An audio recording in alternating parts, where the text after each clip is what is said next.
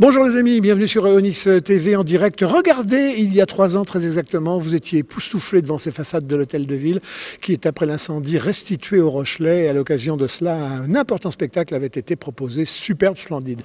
Aujourd'hui, c'est le tour de la gare. La gare a 100 ans, aura 100 ans très exactement le 19 novembre 2022. Elle a été inaugurée le 19 novembre 1922. À cette occasion, tous les espaces alentours vont être là aussi restitués au Rochelet. 4 jours de fête, je vous propose qu'on en découvre le programme. Cette gare a fait couler de l'encre, elle accompagne la révolution industrielle de La Rochelle au moment de l'acier et du charbon. Elle arrive en plein dans le marais de Tadon, fait exploser les bastions sud et s'installe aux côtés d'une petite gare plus timide qu'accompagnait elle la révolution du poisson, juste avant, qui était la gare d'Orléans. Elle devait devenir une des gares d'inspiration des gares de France. C'est une des plus belles, mais le modèle n'a pas été retenu, vraisemblablement trop cher. En tout cas, nous l'avons. Et puis elle a vu l'électrification, et puis elle a vu le TGV arriver, et puis maintenant, elle comprend que le transport, la mobilité, c'est des vélos, c'est des bus, c'est des voitures électriques, et tout ça connecté. Du 18 au 22, le menu tout de suite dans vos assiettes. Quand le maire vous sollicite en disant « vous avez fait de belles choses qui ont ému les Rochelais sur l'hôtel de ville, vous allez maintenant nous faire des belles choses sur la gare ». Ça vous a inspiré tout de suite, ça, la gare, ou bof, c'est un peu technique? Non, la gare, elle est très inspirante. Le bâtiment est tellement majestueux. C'est pour ma part, comme je voyage beaucoup, je passe souvent dans la gare. Et avant qu'il soit question de faire un projet dessus, je me disais, mais faire un mapping sur ce bâtiment, ça peut être magnifique. Et effectivement, quand l'appel à projet est sorti, on s'est positionné immédiatement. Alors, il y a 2 choses. Il y a il faut trouver les images dans la tête. Qu'est-ce qu'on va partager comme image avec les gens? Et puis 2, il y a au plan technique, comment qu'on fait? Parce que ça met en scène du courant électrique, puis ça met en scène une structure du bâti qu'il faut rentrer dans les ordinateurs. Alors, pour ce qui est des images, les premières images qui vous sont venues? Alors, la difficulté, c'est qu'ayant déjà fait un projet à La Rochelle, il faut éviter de se répéter.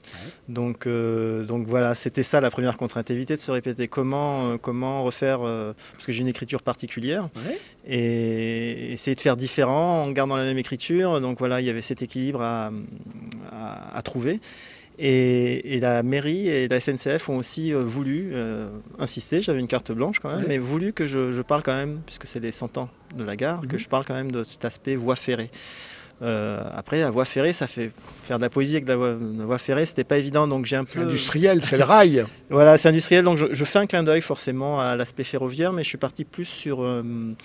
Le voyage, ouais. Voilà, le voyage... Alors le voyage en l'air, en mer, partout? Partout, ouais. Les 3, donc je commence sur la voie ferrée, après la mer, parce que La Rochelle a la chance d'être en bord de mer, donc ouais. Forcément il y a ce lien fort vers l'aspect maritime, le voyage aérien, ouais. Donc toute la première partie du projet s'axe sur l'aventure, ouais. Le voyage, les transports on va ouais. Dire, de manière assez dynamique, et la seconde partie plus sur le bestiaire marin, voilà, que j'utilise très souvent dans les mappings, et que j'adore parce que ouais. ça a un pouvoir poétique très puissant. Voilà pour les images. Et pour le son, maintenant, il y aura de la musique? Alors la musique, c'est toujours le même musicien qui compose pour moi, à savoir Johan Guillon, ouais. Avec qui je faisais partie du groupe Ézéchiel, et qui signe depuis 25 ou 30 ans toutes les bandes originales de mes projets, que ce soit des installations, des projections, et qui, une fois de plus, signe la bande-son de la projection. Rendez-vous les amis le 18, donc en soirée, ça dure 10 minutes. Arnaud,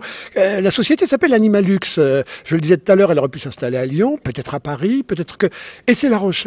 Soit vous y avez des attaches et c'est un choix affectif, soit vous pensez que c'est un beau tremplin, une belle image pour l'avenir et pour la géographie du monde. Qu'est-ce qui a justifié l'installation ici? Et puis pourquoi Animalux? Une raison toute simple, moi je suis originaire d'ici, ouais. Après avoir été un peu à Toulouse, Bordeaux pour différentes missions, en revenant ici il y a 6-7 ans, on a aussi mutualisé les moyens avec des amis qui avaient déjà une structure, ouais. Donc on a tout tout associé.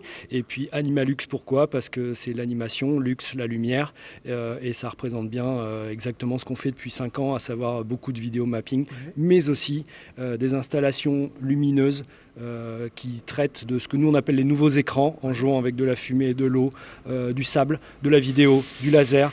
Et ça, c'est un autre sujet qu'on développe pour une grosse exposition qui va s'appeler Prisme, qui va se lancer en 2023 sur Rennes dans un premier temps. Donc voilà, on travaille aussi sur ces champs-là, on ne fait pas que du vidéo mapping, on essaie de développer tout ça. Et on a aussi également des envies, des besoins et des projets intramuros à La Rochelle pour proposer aussi des nouvelles choses. Alors au menu, on aura des expositions, 2 expositions, à la fois une sur le parvis de la gare qui nous retracera un petit peu les 100 ans de cette fabuleuse gare. Sa construction, ses différents aménagements, les péripéties, les faits historiques qui ont pu aussi avoir lieu dans cette gare.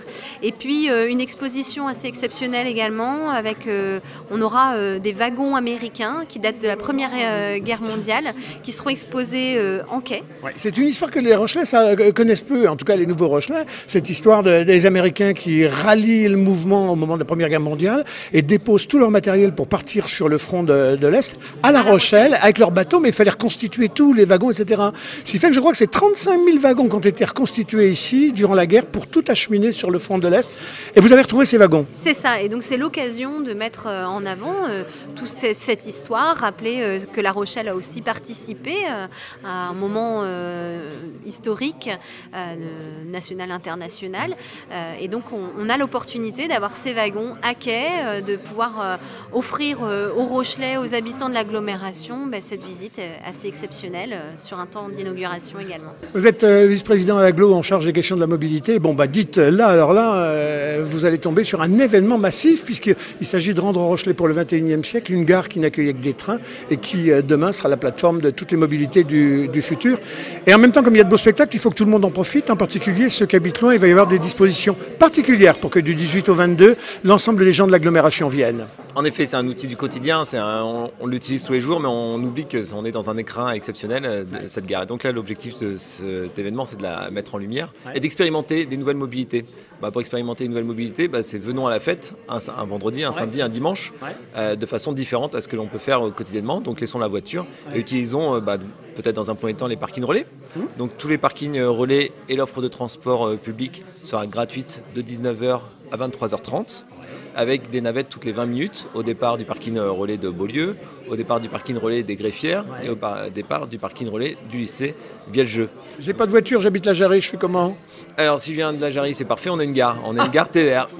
Et donc on a pu mettre... Il y en a 4 dans l'agglo des gares TER, des haltes ferroviaires on appelle ça. Des haltes ferroviaires en effet, Châtelaillon, la Jarry, Étré. C'est autant de haltes ferroviaires qu'on va pouvoir utiliser avec des retours tardifs. En fait, on a pu avoir avec la SNCF de façon exceptionnelle un retour tardif autour des 22h qui permettra de rentrer sans difficulté sur sa commune. On aura pu pour le 21e siècle tout articuler autour de cette gare. Est-ce qu'on considère que dans la semaine du 19 au 22, ça y est, elle est lancée, elle est opérationnelle ou non? Il faudra encore attendre un peu, une passerelle peut-être pas complètement terminée, des parkings pas tout à fait enrobés. Ouais, il y a toujours quelques impondérables qui sont pas simples à gérer sur les derniers timings et puis la météo est pas toujours clémente avec nous sur cette dernière ligne droite. Elle sera à peu près opérationnelle. Ce qui est important à retenir, c'est qu'à partir du jour de l'inauguration, la liaison nord-sud, c'est-à-dire du parking de l'avenue Jean Moulin au Vieux-Port, sera accessible. Par contre, la descente sur les quais ne sera peut-être pas encore accessible. On attend les dernières validations de la SNCF. Même si les gens sont prêts à faire des efforts, à changer de pied, j'allais dire, la voiture reste quand même un élément un peu central, donc il faut lui faire place. J'entendais dire 300 places un peu à la louche devant, 300 places derrière, on est sur 600 places de part et d'autre. Ça va le faire? Ça peut absorber? On est déjà sur un nombre considérablement supérieur de places à l'offre qu'il y avait auparavant. Sur la somme du P1, c'est le parking historique qui va jusque sous le pont de Tadon. Le P2, qui est le nouveau parking, en fait, qui est donc de l'autre côté des voies ferrées. Et puis le P3, le parking, en fait, qu'on a pensé être un parking temporaire et qui va continuer d'exister le long du boulevard Joffre. Articulation bus, taxi, voiture en location, vélo, même pour les laisser 24 heures dans les parcs, etc. tout ça c'est raccord. Tout à fait, l'offre de stationnement vélo elle est démultipliée puisqu'on a pas loin de 120 places abritées, sécurisées sous l'emmarchement qui sont en préparation et seront elles aussi livrées début 2023. On a déjà un parc vélo sécurisé qui est sur le devant de la gare, un nouveau va être construit également au sud et des dizaines d'arceaux supplémentaires. C'est la dernière des grandes gares monumentales dessinées par l'architecte Exquier. Après, on va faire des gares beaucoup plus modestes. Et donc, ce bâtiment majestueux, il était normal de faire fêter ses 100 ans. Mais on est maintenant dans une période de multimodalité. Maintenant, la gare, c'est à la fois des TER, le train du quotidien, c'est de l'intercité pour aller à Nantes ou pour aller à Bordeaux. Et puis, c'est bien sûr du TGV pour aller à Poitiers et Paris. Et donc, cette gare monte en puissance. Elle reçoit environ 2 millions de passagers. Il fallait permettre à ceux qui habitent de l'autre côté de l'agglomération de pouvoir venir sans forcément venir en ville. D'où cette notion de passerelle, cette passerelle qui permet de se garer côté Marais de Tadon et de venir prendre son train directement. C'est aussi une passerelle urbaine qui permet aux habitants du Vieux-Port, du centre-ville, d'aller découvrir le Marais de Tadon. Donc elle est ouverte nuit et jour, cette passerelle, pour pouvoir franchir la voie ferrée. Elle est de grande qualité architecturale. C'est l'architecte Marc Mimram qui l'a dessinée. Donc c'est tout un ensemble d'un parvis. Rappelons-nous, il n'y a pas si longtemps, ce parvis, c'était un grand parking en bitume. Il n'y a pas si longtemps. Pas un arbre, que des voitures stationnant plus ou moins bien. Et donc aujourd'hui, eh bien, on rend à cet espace au public. On peut circuler à pied, avec sa bagage à roulettes, parce que c'est un sol de qualité. On a quand même pas mal végétalisé, à la fois la rampe, l'esplanade, et puis c'est aussi l'ouverture vers le Marais de Tadon. Petite question, quand on viendra chercher des amis, préciser de quel côté il doit descendre. Parce que si on attend d'un côté et que l'ami descend de l'autre côté, il risque d'attendre un moment. Heureusement avec les portables, il n'y a pas trop de soucis.